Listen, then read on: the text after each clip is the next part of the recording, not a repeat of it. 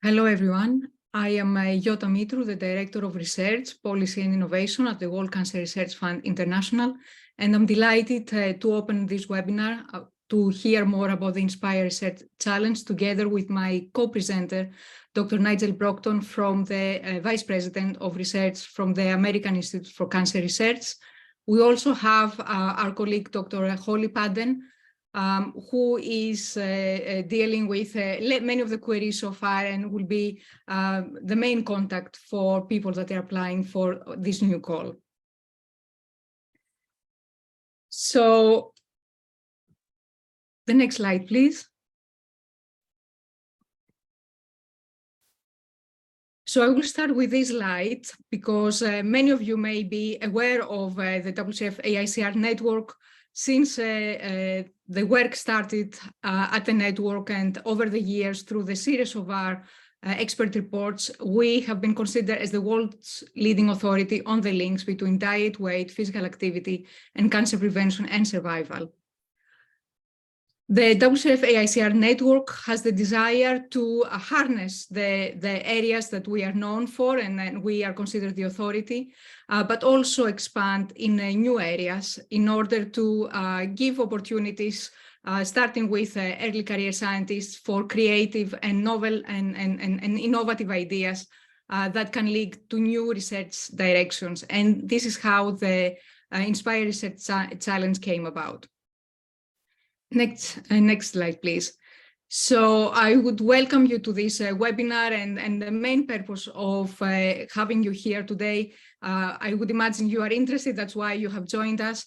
I will give you an overview of the WCRF AICR network to start with, because this call is a WCRF AICR network call, and that's why you see all the logos that come with the INSPIRE Research Challenge. We will hear from Nigel about specifically about what the call is, the eligibility, the principles that any applicant for this call needs to adhere to and really fully understand. We'll go through what is in and out of scope and really summarize what we are looking for. So we give all of you some clarity about what are the main points that applicants need to consider. What is the budget and some considerations and clarity about the budget. And of course, really important is to understand the application process and how to apply through the portal that is hosted at the AICR website. And the platform is the central, the proposal central. And of course, you will have a chance to ask questions at the end. We'll have a Q&A session because already you may have many queries for all of us. So this is the main purpose of the webinar, and it will be recorded and available after this session. Next slide, please. So first, a few words about the WCRF AICR network. Some of you may be familiar, but some of you may not.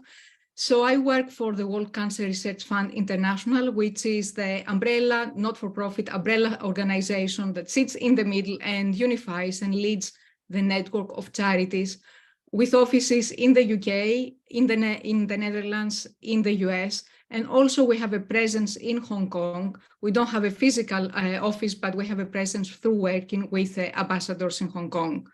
And the network gives us a voice to be able to reach our messages for cancer prevention and survival through modifiable risk factors, and so far it's specifically on diet, nutrition, and physical activity. So next slide, please. So the network has the vision for all of us to live in a world where no one develops or dies of a preventable cancer. So what we do, we focus all our activities in the investigation of the causes of cancer, in order to help people understand what they can do to prevent the disease, as well as improve survival and quality of life after a cancer diagnosis. How we do that, we fund original research into the links between modifiable risk factors related to diet, nutrition, physical activity, body weight, and cancer. We also have the Global Cancer Update Program, or CAP Global, that analyzes the global research to ensure that our cancer prevention recommendations are based on the latest evidence. And we do all of that, and then of course, we translate all of that through our health information programs in order to reach out to the public and give practical and understandable advice about how to reduce cancer risk and improve survival. We promote collaboration between cancer research organizations. We are partners with many key organizations, cancer organizations around the world, in order to enhance our reach. And last but not least, we try to influence policy at the highest level in order to make sure that the cancer prevention recommendations have the maximum impact. So I'll stop here and I will pass on to Nigel, who is going to really give an overview of what the call is about. And also later he will explain specifically about how to apply using the portal that is hosted at AICR. Thank you. Thank you, Jota. So I like this quote: research is to see what everyone else has seen and to think what nobody has thought. And that's really the essence, we feel, of the INSPIRE program. We're looking for these new ideas. We were already planning to launch this program, or something like this program, when a series of papers and editorials came out suggesting that research was becoming less disruptive. And what they mean by that is that the changes have become very incremental. And one way of measuring this, I'm not sure if your Zoom panel, the view of us is hiding this. If the research refers to the research prior to a given publication, then that given publication is not particularly disruptive.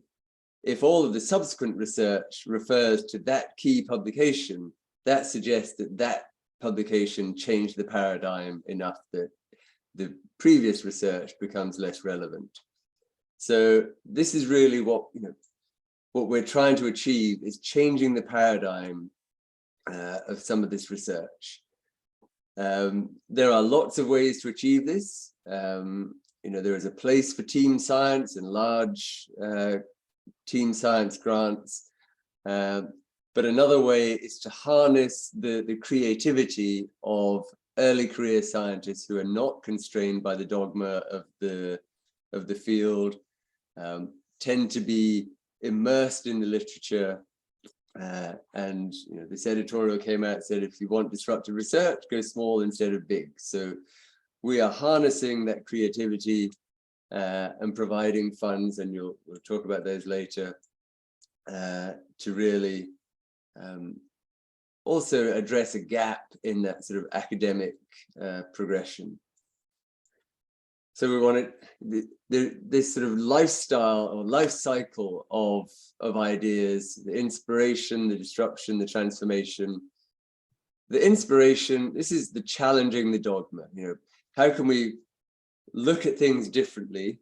And as the quote says, see what no one else has thought. Provide that change of paradigm, disrupt the field. And really the key is what we're trying to transform is the outcomes of cancer patients, whether that's reducing the cancer risk or improving outcomes after diagnosis. So that's why we started this process of implementing this program. Jota, am I doing the eligibility or are you on to the other? You continue. I will summarize the main points that you're making. Yes.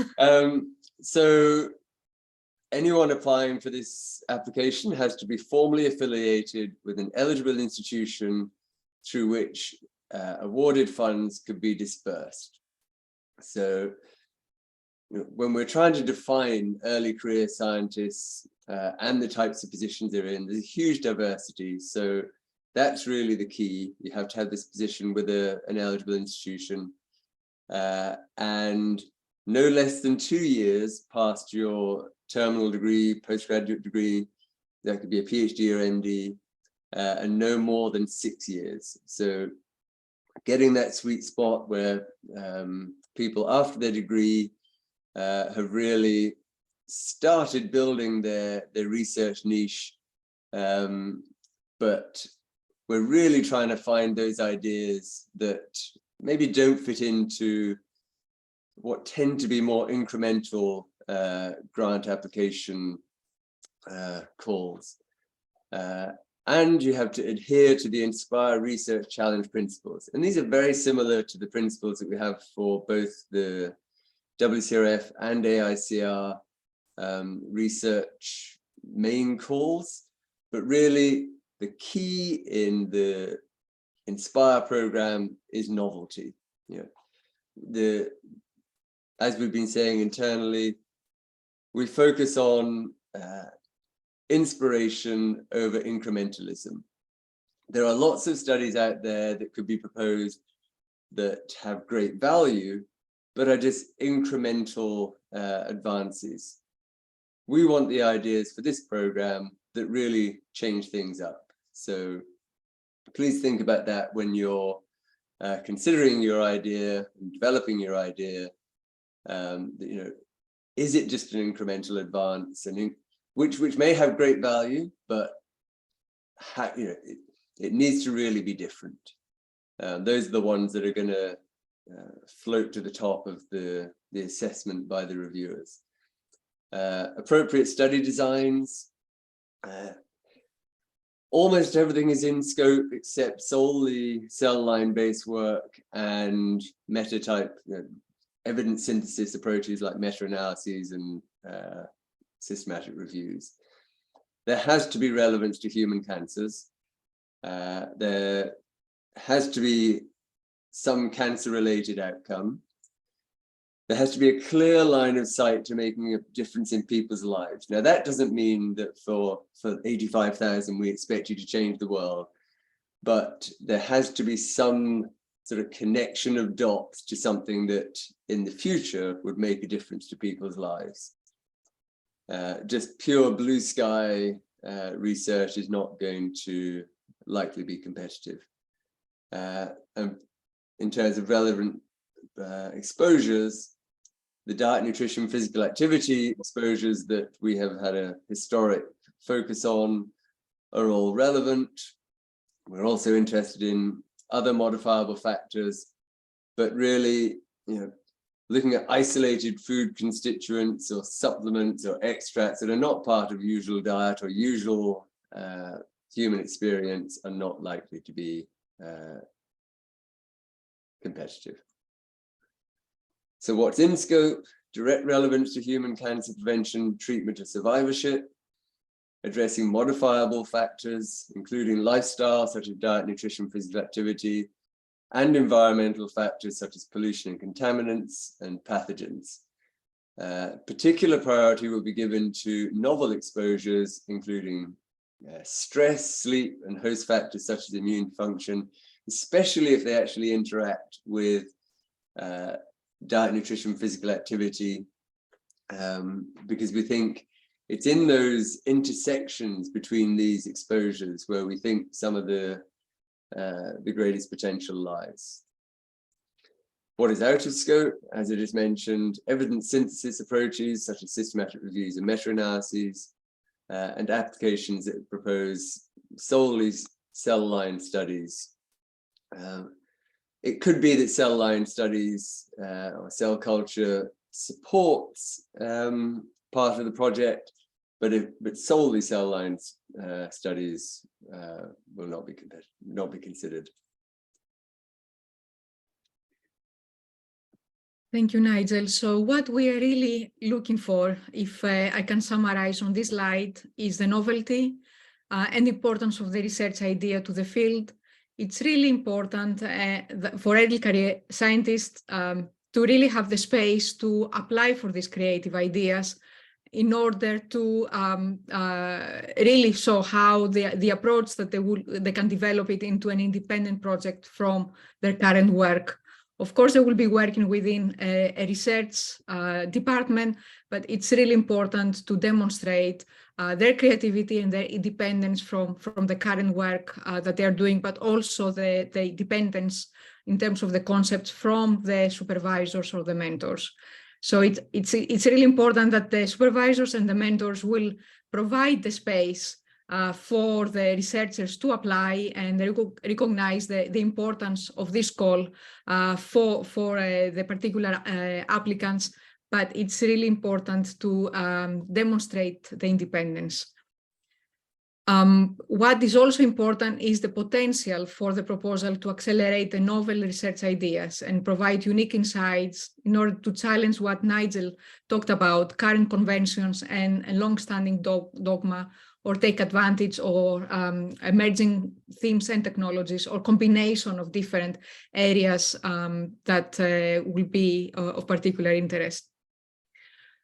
What we are looking for is a very clear hypothesis, as in any application for the more established researchers, that's also a given as well. So for an application to be competitive, it needs to have a very clear hypothesis and objectives, and also demonstrate how feasible the proposal will be, and having really clear expected outcomes and how they may lead to a larger grant in the future. I think that's of particular importance to early career scientists, that they would like to get this opportunity and hopefully develop this further in the future. The suitability of the research environment is also important. The applicants will need to demonstrate that they have the suitable research environment to apply and to carry out the research. And also they need to consider the resources that are included in the proposal to be appropriate and within the allowance that this call gives. Next slide, please. So to say a few things about the budget is up to $85,000 for 1 year. And the budget will be submitted in US dollars. The call is open to applicants from any part of the world, but the amount will need to be submitted in US dollars. So we are planning of presenting any successful shortlisted applicants to the board for approval in September. So at that point, the grants will be paid in the currency of the WCRF AICR network funder. And that's quite important. I think that some of you may have questions about that. So if, for example, you are applying from the UK and you submit the budget in US dollars, if the application is successful, and it is likely then to be funded by the WCRF UK charity, then on the day of that the board approves, there will be the conversion rate, and you will be paid in pounds. So the exchange rate will may be at the loss or the gain of the applicant. And that's, I think, something that I would like to clarify from this point onwards. So the funding is not large scale, but we felt, and we did a bit of research talking to different scientists from different parts of the world. So we feel that amount will be important as a starting point, really, to get these creative ideas going and to support the development of new research ideas, concepts, the combination of ideas in an innovative way. And that's quite important as well for this call, to establish new collaborations. But of course, such funding cannot be only to establish collaborations. Needs to be the combination of really testing new ideas, concepts, and also thinking who else will be part of that proposal or the proposal in the future, and or the application of new innovative methods or technologies.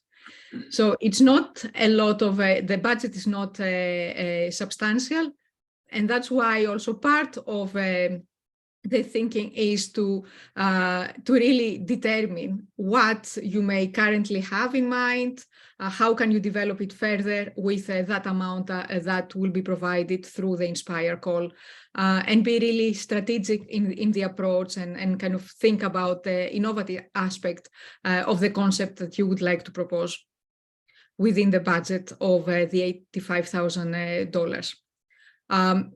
At the letter of intent stage, we are not expecting a lot of information about the budget, but a consideration of what you are applying for. If you are shortlisted at the full application stage, you will provide more information about the budget. And if the application, your application is successful and it is progressing really well, and you can demonstrate that you are meeting the objectives, we will consider whether further funding will be beyond the year one for something that is really promising and can lead to something really big in the future. Next slide, please. So what is the application process? There will be two main stages. There will be the letter of intent that is starting from this week. So the submission of the letter of intent is really important. It's mandatory, and it's something that you really need to think very carefully, because we hope that it will be competitive, that hopefully we will get many applications, because there is, I think, a gap in this area of a call for early career scientists. So the letter of intent is really key and very important. And many of the applications, the letter of intents will be triaged out if they're not meeting the right criteria. The letters of intent will be reviewed, and then we'll invite the successful applicants to submit a full application, which will be the second stage. We anticipate that we will invite up to 20 full applications, and that up to 6 proposals will end up being funded at the board in September.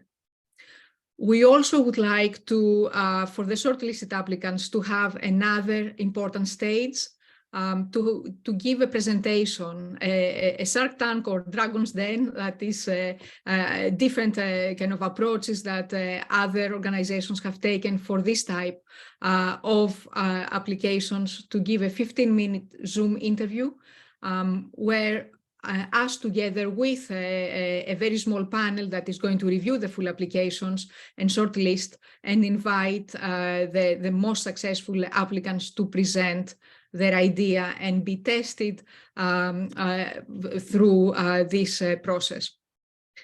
So that will be the outline of the application process. And next slide, please, is pretty similar, the same kind of the letter of intent, really important. The 20 applications is kind of the number that we are anticipating to shortlist. And finally, to have the further shortlisting of 6 projects to be interviewed and to be recommended to the board for approval at the end of September. So the key dates, we opened the call this week. We are having the webinar today to provide you with more information. We are hoping that after this webinar, you'll get on considering how you can put your thoughts and ideas into the letter of intent that will close on the 26th of May. And then the full application will open on the 26th of June and will close on the 24th of July. So they're quite kind of tight timelines, and also we need to acknowledge it's during the summer, but for us to recommend shortlist applications for approval in September, this is the timeline that we should be working on. And the short presentations will be at some point in September for the shortlisted up to 6 applicants, and hopefully they will be notified early in October with the final award offer. Next slide, please. So some of you may have come across the call through the WCRF International website, where we have a page about the call, or through the AICR website. And what is important that we have circled under the AICR website is the further details button, where you will go to the brief of the call, and that gives more of the information of the INSPIRE Research Challenge call. And then the arrow shows the button where actually you can open the application. You will access the portal and you can start filling in your application. So I'm sure some of your answers may have been answered so far in terms of the eligibility, what is in scope, what is out of scope. But now I will hand over to Nigel, who is going to really present the key information about how to look at the portal and the key things of the key steps in the application process. Thank you. Thank you, Jota. So this is really just I'm going to go through these slides pretty quickly, but it's just to familiarize you sort of visually with the application portal. You will need a Proposal Central login, and the link down here takes you to Proposal Central, where you can establish it. You also need to have an ORCID ID, and the good thing about that is if you have an ORCID ID, some of this information will be pre-populated into Proposal Central. So you go to Proposal Central and you click on this applicant or awardee, and that'll take you through. Once you're there, you click on grant opportunities, and then you can search for AICR, and then it'll come up with the open grant opportunities, and this, as Jota explained, this is a network wide collaboration opportunity, but currently it is being hosted under the AICR application portal. Click there to apply now, and when you do that, you should get take you through to the application process. These slides basically line up with the instructions in the guidelines. So the first part is the title page, fairly self-explanatory. Fill out these, the ones with an asterisk are required. There's extra information in the guidelines. Download the templates and instructions. You can download these from here. They're also available on our website. The letter of intent template is where you actually insert the actual narrative, if you like, of your letter of intent is only a page. So it's got to be super concise. The first part of that is the hypothesis, and we're really forcing people to be very specific about a hypothesis. And that's why that's the first thing on the list. What is the hypothesis that you're trying to test? There's the INSPIRE brief and principles, which just gives a bit of an outline of the sort of scope and of the program, of the challenge, and those research principles that I discussed a little bit earlier. And the guidelines really go through describing each of these steps. Another kind of administrative step, enabling other users to access this proposal. If you have other people in your organization that might need to add their information. Applicant and PI, again, a lot of this gets pre-populated from your ORCID. Institution and contacts, fill in these. Again, this is described in the guidelines. This is really just being presented here so you can see that this is give you that sort of familiarity with the portal. Probably the most important section, the LOI attachments. This is where you'll be uploading your attachments. And so there's the LOI template that you'll complete. There is the opportunity for 1 page of tables and figures. There's the opportunity for a visual abstract. So you can see examples of visual abstracts in lots of journals.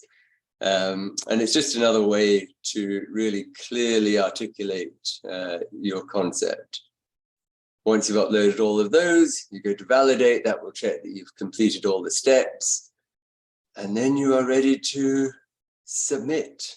And you'll submit your application by the deadline. And that brings us to Thank you very much. And any questions? So I'm going to stop sharing my screen and Jota will join me in the video panel here. You can type your questions and then we can answer those. Yeah, so it looks like we have a couple of questions here. One big one is that obviously not everyone's post-degree path is linear. Do we have any allowances for leave of any kind, particularly parental leave?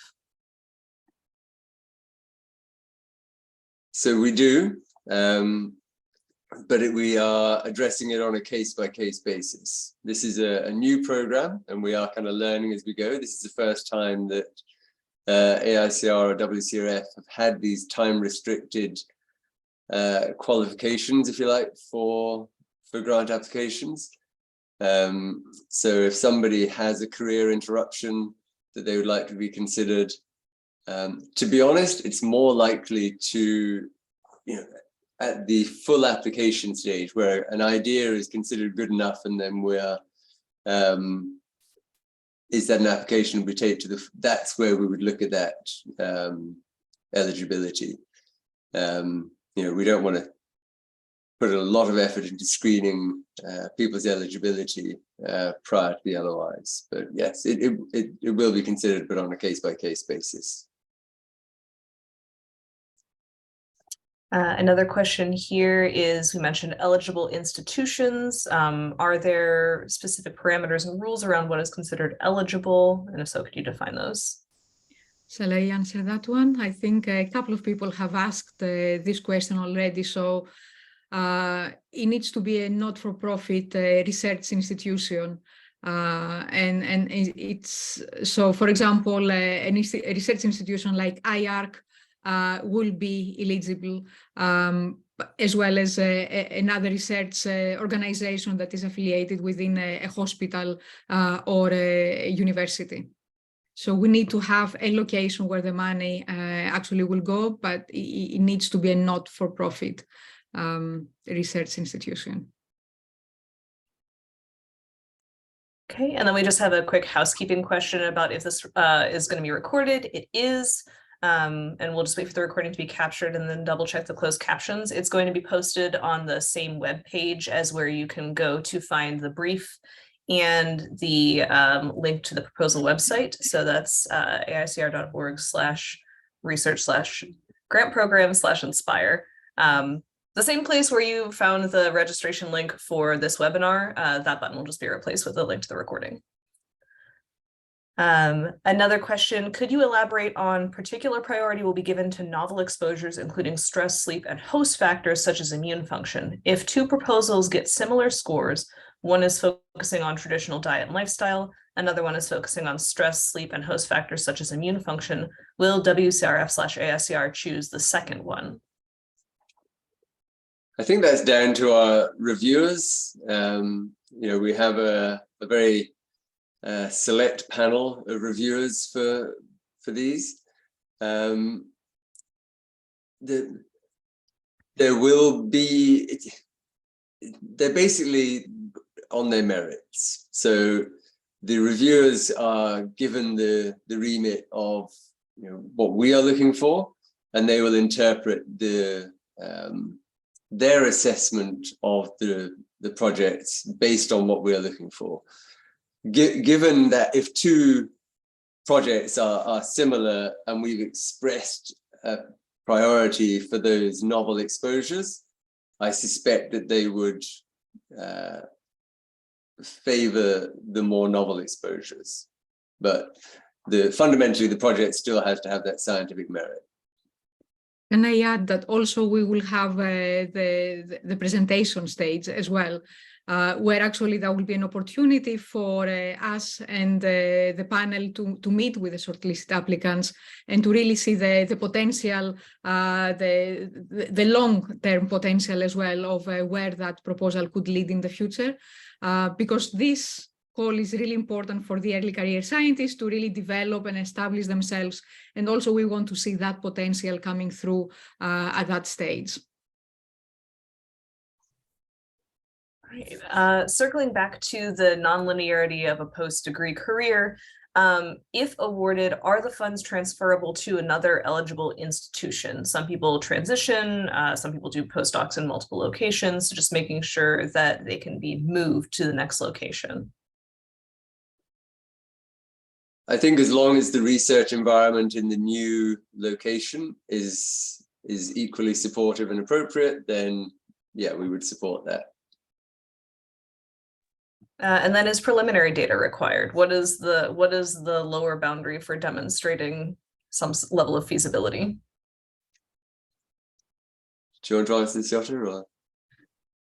I think that's an important question, because obviously,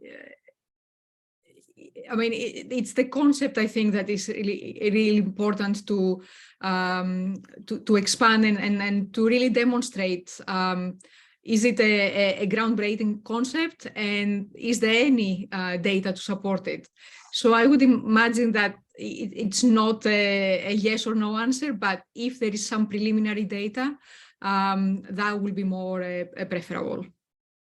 And can I just to add to that, I think, you know, because we are looking for the novelty, if you like, the bar for preliminary data is probably lower for this program, this challenge, than a typical grant program, because you know, that preliminary data also sort of implies a level of incrementalism. So it needs to be a really compelling idea. And as I say, you know, that thing of that quote of to see what everyone has seen and think what nobody else has thought, you know, that's, so there may be no direct preliminary data, but the pieces fit together. So it's about coming up with a compelling story and using what evidence and rationale there is. But that sort of strict preliminary incremental data, probably the bar is lower than in other programs. Okay, and is there a limitation on budget spending of where it can be spent, what it can be used for? I would say that there isn't a specific direction on this, because the budget is quite, you know, for some parts of the world, you know, that may be more substantial than for other parts. So I think it's up to the applicant to really see how they can use the budget appropriately in order to deliver the proposal. And it can be used for salary, it can be used for consumables, it can be, you know, they have to, they will in the full application have to specify what it's spent on, but we're not limiting what areas it can be used on. And also we need to acknowledge that, you know, the applicants will be working within a department, and therefore it needs to be where we say the proof of support from the mentor or the supervisor is to allow some time for the applicant to work on this proposal while they are within working within the department. So some money will be for partly supporting the salary or anything that will make this proposal possible. Okay, and then also for budget, the budget for $85,000 per year, is that maximum or actual? So if the applied budget is less than that amount, is it going to affect the possibility of being awarded? No, it can be anything up to 85,000. But if you put in a lower ask, it's the project will still be assessed on the merits of the project. We won't think, oh, this one's cheaper, we're going to fund that one. So yeah. Okay, and then for people who are transferring institutions, obviously they might have that timeline that overlaps with our grant call. If a candidate is going to transfer from institution 1 to 2 during this application cycle, such as in July or August, would that person apply with institution 1 or 2? I think you'd have to apply in whichever institution you're in at the point that the full application goes in. Okay. And then given that the call is envisioned for 1 year, how many aims would make a project fundable and realistic to accomplish? That's grantsmanship, and that's a harder thing to learn, particularly in the early career. My own feeling is keep it simple. There would certainly be no more than 3 aims, I think, in a and these are largely sort of I imagine going to be largely conceptual grants where you're trying to test one hypothesis and however many objectives or aims to meet that, to test that hypothesis. But keep it simple. One of the fatal flaws of grants is often the dependency of objectives. So if the first one fails, then you can't do the others. So keep it simple, and yeah, and use your mentors, I think, to help you write these applications and conceptualize them. Present them to your colleagues is another good way to develop these ideas, and really come up with solid, achievable. Although we don't have it in this phase of the application process, in the full application, we will strongly recommend the use of SMART objectives, and that's if you haven't heard of them, Google it. But that's a really good way to kind of self-test the objectives that you're writing and whether they're feasible and obtainable. Kind of in that vein, is there an explicit output that needs to be yielded from the program? I think it's up to the applicant and how the work is progressing. If it ends up being a publication or attending a conference and presenting, there could be different ways of really getting outputs out of this. But I think it will be kind of something that you can see once we would envisage that there would be something if the concept is really interesting and can lead somewhere. And we'll be happy to disseminate and work with the applicant for that. Does the budget need to include only funding from the INSPIRE Challenge? Like, is that finite, or can a project's budget include other funding sources as well? I think if people can obtain additional funding to support a project that could be supported by INSPIRE, that's certainly beneficial. And if someone transfers their funding, are there going to be issues with transferring the funding from one institution to another in another country? We will need to have a guarantee of the situation in the country that the grant will move, but also in terms of the funding. As I said before, if a specific entity is funding that grant, and it's, for example, in pounds, if they transfer in a country that uses another currency, the award will be in what was agreed at the day of the board approval. And then where we say to demonstrate conceptual independence from mentors, should they include a letter from supervisors or just clarify this independence in the proposal? How would that work? So at the full application phase, we will have it'll probably be in the appendix for a letter from the supervisor indicating that they support this application. Because what we don't want is a great idea that's been presented, but then actually within their sort of supervised situation, they're not able to accomplish the grant because they don't have the support of their supervisor. So that's something we will need explicitly. It's not in the LOI stage, but if you have any concerns about the likely future support of your postdoc, your postdoc supervisor, you should have that discussion before you apply. And then adjacent to that, so that's about the support of the supervisor. How do they demonstrate the conceptual independence from mentors? Again, this comes back to, we don't want this just to be a mechanism for PIs to extend their work through their postdocs. You know, we want this to be, we want to support the ideas of the postdocs. So there has to be some conceptual separation between the work of their supervisor and even, you know, early career faculty from their postdoc mentors.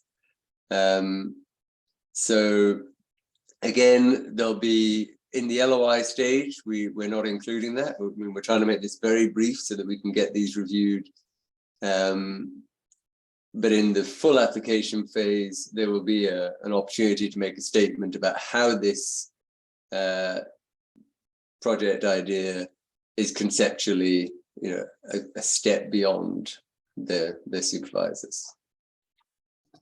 Great. And then we just had a couple of people who joined late. So just really quickly, could we re-clarify what is meant in the eligibility statement by not less than 2 years, but not more than 6 years postdoctoral degree? Yeah, do you want?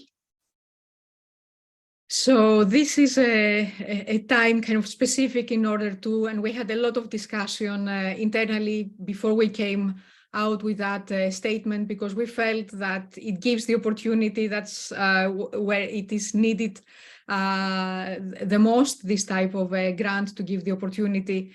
So it's from graduation when someone is receiving a PhD. So that's the time point.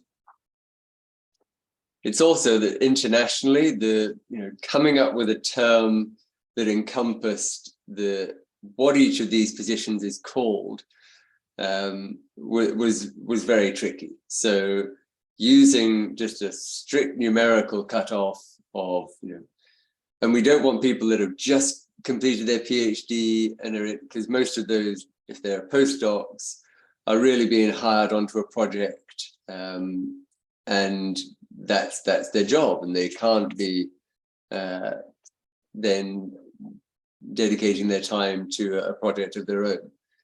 So really just hitting that sweet spot of where they're starting to want to branch out into their own research ideas. And so, as Jota mentioned,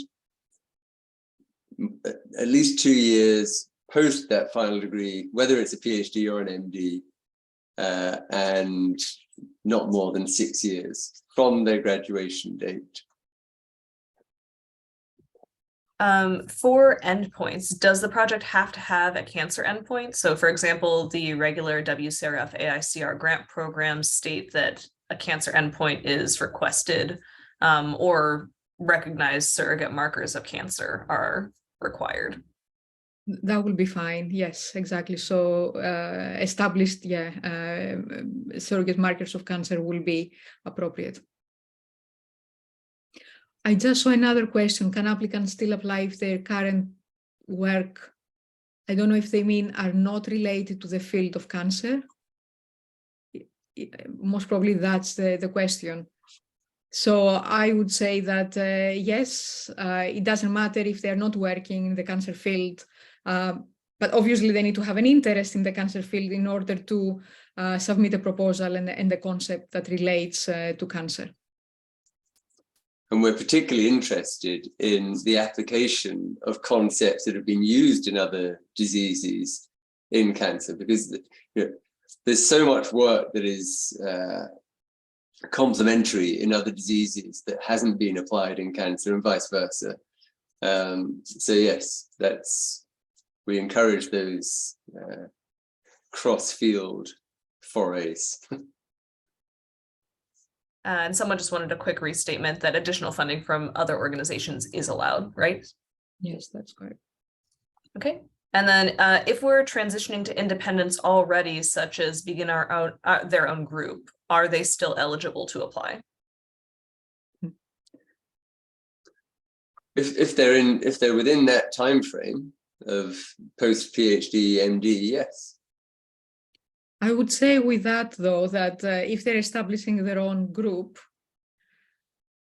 that independence of they will be belonging to a department. So I would imagine they will need to demonstrate independence from their kind of line manager, supervisor in that sense, if they're at that kind of a stage in the careers.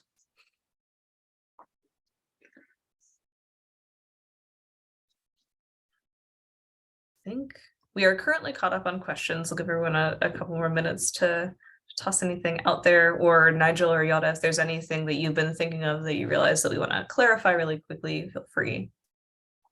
I would imagine there will be many more questions as people are starting to fill in the application. So don't hesitate to contact us, and Holly will be the first point of contact, but Nigel and myself will be happy to answer any additional questions that you may have. And you can reach out to inspire@aicr.org is the official email for any questions. So if you think of anything afterwards or anything comes up as you're applying, feel free to reach out. We did have one more question submission. Could you elaborate on cancer-related outcomes or endpoints? Will chemotherapy-related outcomes be counted as one of them, such as chemotherapy completion? Yeah, anything cancer, if you read the research principles that are appended to the brief, and you can download, that's why it's a cancer-related outcome and endpoint. It doesn't have to be explicitly a cancer outcome. So yes, there are, it has to be an important outcome, and justifying why that is an important outcome, the significance of it. But no, as long as it's cancer related and it's a way to measure the impact of the concept, basically, then it's in scope. Is there going to be another workshop after the LOIs before the full applications? We haven't planned one, but there may need to be something for guidance to the full application. Not necessarily a webinar, but there will be full instructions about how to fill in the form. Okay, and can budget spending be extended more than 1 year? As I touched on that earlier, so the call is for 1 year.